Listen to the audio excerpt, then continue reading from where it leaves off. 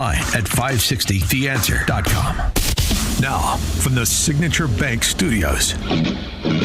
Only the biggest stories, only the biggest guests, and only the biggest opinions. This is AM 560, The Answer. Top of the morning, Dan Proft here.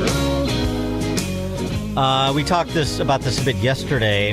Kash Patel indirectly responding to a report by Tucker Carlson about the would-be assassin in Butler, Pennsylvania, and the FBI investigation of it, the online footprint that the would-be assassin had, and the questions that remain unanswered.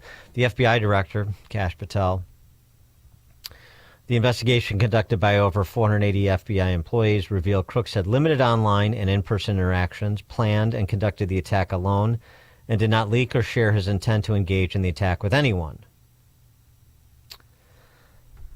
So that's rather conclusive. Now, it doesn't mean, as we discussed with Stephen Bucci yesterday, that there's not still an ongoing investigation. That seems unclear, but perhaps that should be cleared up. Because I got to tell you, even a Trump administration loyalist like Miranda Devine over at the New York Post is not having it. And neither is the New York Post editorial board. We find that we were misled by Christopher Wray and Paul Abadi when they testified before their tenure was up last year about the assassination and about the online footprint that the would-be assassin had. From the Post editorial board, and this is in part from information Miranda Devine shared yesterday. The information Miranda Devine shared in Monday's Post directly contradicts public claims by then FBI Director Christopher Wray that the would-be assassin was a mystery man with a thin or non-existent online presence. The methods used by Miranda Devine's source, starting with the phone number to track down his accounts on YouTube, Snapchat, Venmo, Zelle, GroupMe, Discord, Google Play, Quizlet, Chess.com, and Quora, can't be alien to the FBI, opines the New York Post. How could the feds miss the YouTube account with his name and the number 2178? Active from January 14th of 2019 to its suspension on July 14th, 2024, the day after Butler. Federal officials supposedly monitor social media for signs of danger. Did posts like the all-caps, quote-unquote, murder the Democrats of December 12th, 2019, really set off no alarms? In fact, he got more spooky after he turned left, and this is part of the misinformation. Paul Abadi testified in Congress, that there were anti-Semitic and anti-immigration posts in his social media. There were, but around 2020, he did a 180, and it was anti-Trump.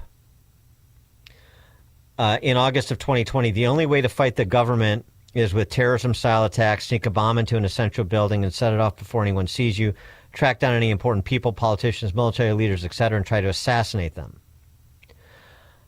As the New York Post writes, none of this speech is grounds for arrest, but it's absolutely the kind of thing you expect to get someone onto the Fed's radar, and certainly stuff they should note after the author has come a fraction of an inch from succeeding in an assassination. And per Miranda Devine's source, his scarier posts were even flagged by other users who mentioned law enforcement in their replies. The New York Post calls for a fresh investigation. It is now a must. Probe him, I'm paraphrasing, his back trail and possible co-conspirators, and of the FBI officials who, one way or the other, dropped the ball, as well as current FBI leaders who also fell down. Probe them too.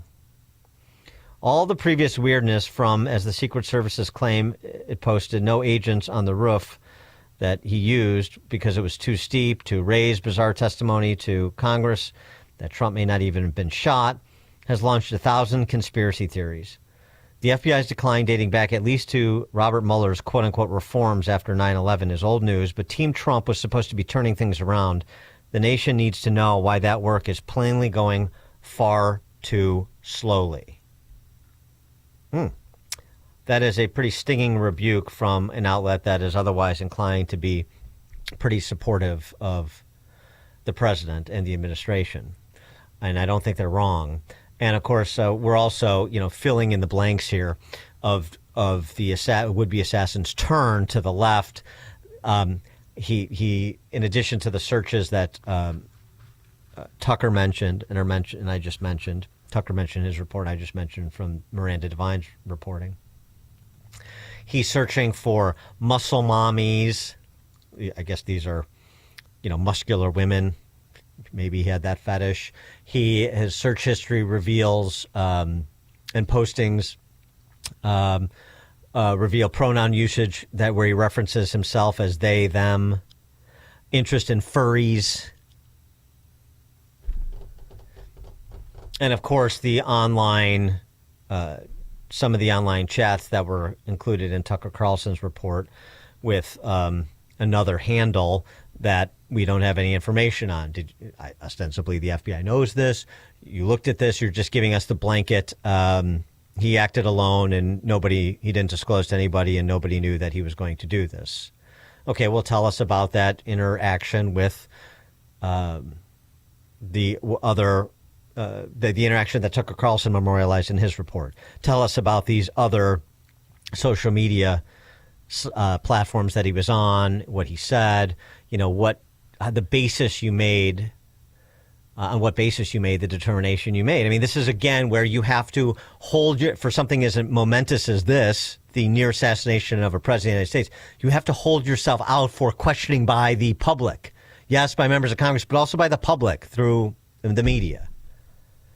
You don't has a very Epstein feel to it. You just issue a statement and then say, okay, moving on, next case. No, it doesn't work that way. And of course, Cash and Bongino and Bondi, you would think would know that, particularly given their postures, particularly Cash and Bongino, when they were media personalities on the outside of government over the last 4 years. For more on all of this, I mentioned him yesterday. We're pleased to be joined again by Thomas Baker. He is a retired FBI special agent and legal attaché, author of The Fall of the FBI, How a Once Great Agency Became a Threat to Democracy. Thomas Baker, thanks for joining us. Appreciate it. Good to be with you again, Dan. Well, as somebody who has investigated a near assassination of a president of the United States, what is your perspective on the handling of and the FBI's handling of this to date? Very well, including this new information.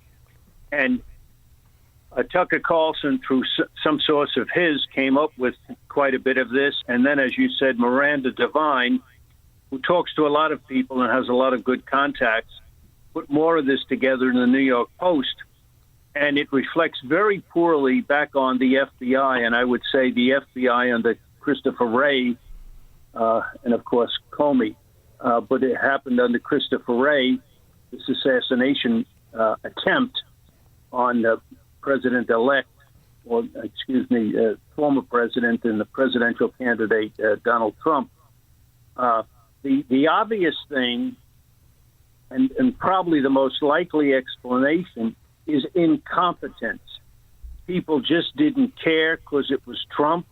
They didn't care because they thought the shooter was dead. And that's a key factor in here, in fact, that our key subject is dead. He can't be interviewed. And also we can talk about him because he has no rights anymore into privacy or anything like that.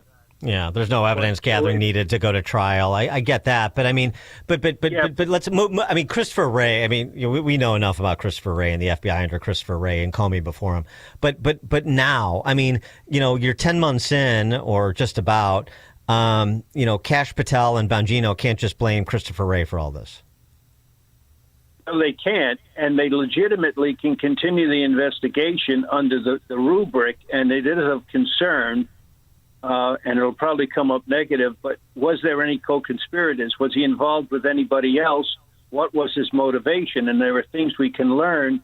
It appears obvious that he was a very disturbed youth who had all sorts of problems and hang-ups. There's no question about that. What I was starting to say before, the explanation for why all this was missed was incompetence and lack of interest. But because the Bureau has lost so much credibility under the last 3 directors, actually, that now people suspect, well, is there a conspiracy? Is there a cover-up? And what Dan and Cash have to do is continue to pursue this, and as you said and you called for, make it all available to the public, air it out. Fresh air is the best disinfectant. But it was clear that Ray and then Paula Bate really underplayed this when they testified to Congress, and they obviously didn't know what's been discovered now. And we can learn for future people like this by studying this case. I mean, there's so many parallels I see to the case you briefly referenced that I worked on, the attempted assassination of President Reagan. Here, this kid, Thomas Crooks, just like Hinckley, searched and was apparently considering taking action at one point against Biden and other people, just like Hinckley. But in the end, he focused on Trump. It's disturbing, and more has to be learned about it. And how long did it take for, I mean, we've talked about this before, but refresh our recollection. The protocol that you followed in the investigation of Hinckley and how long it took, the approach that you took to make it public, or to inform the public, and distinguish it from what you've seen from Cash so far. Well, it was literally a matter of weeks that stretched into a matter of just a few months. What we did then, and of course you didn't have the extensive use of the internet then by any means, or social media by any means, but Hinckley's entire, every step, every day, every hour of the preceding weeks and months before the assassination or the attempted assassination of Reagan was backtraced. And his attempts to get near then President Carter and to assassinate him were all discovered.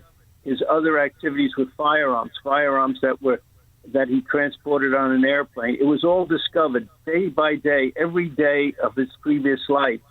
And it was a pretty solid conclusion that he acted alone, and that just like this guy, he was a disturbed youth.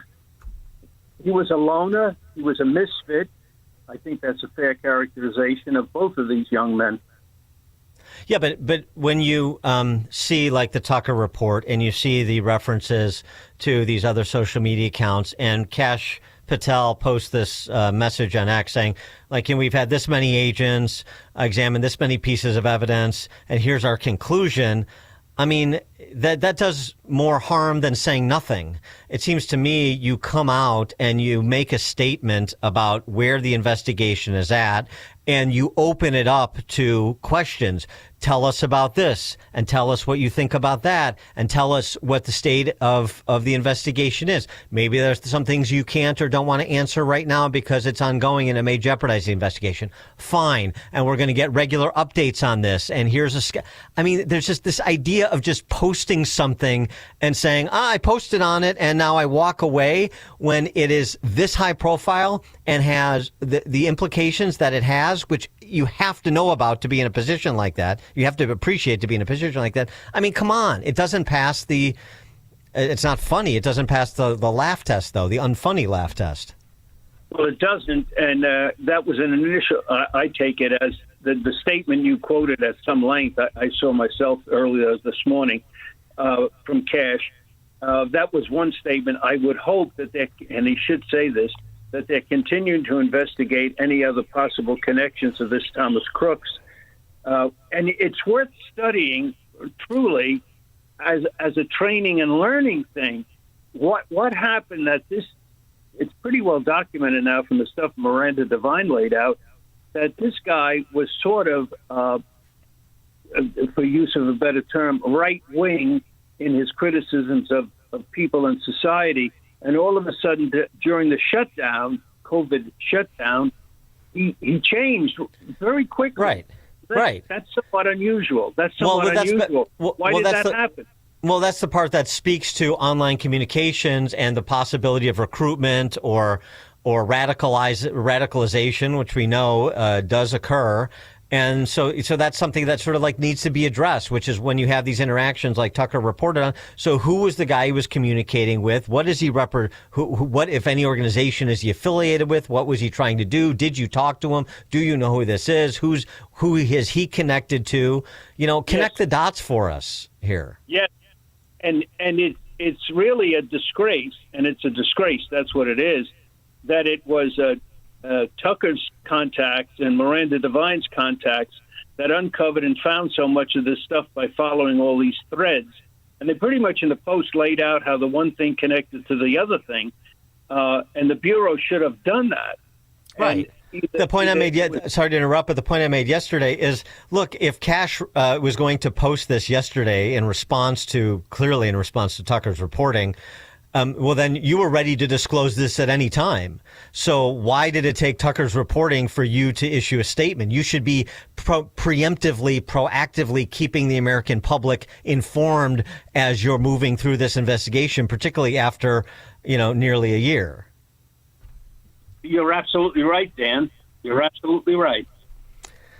Thomas Baker, retired FBI special agent, legal attaché, author of the book, The Fall of the FBI, How a Once Great Agency Became a Threat to Democracy. Thomas Baker, thanks as always. Appreciate your time. Thank you, Dan, and good luck and keep up the good work you're doing. Thank you, sir. And Tom Baker joined us on the Turnkey.Pro answer line. This is the morning show more Chicago radio listeners are choosing. This is Chicago's Morning Answer on AM 560. The Answer. Welcome to another edition of Tuesdays with Tim, where we talk all things retirement. I'm here with my friend Tim Stearns, a certified financial planner with TJ Stearns Financial Planning in Arlington Heights. Tim, what are the biggest expenses listeners will face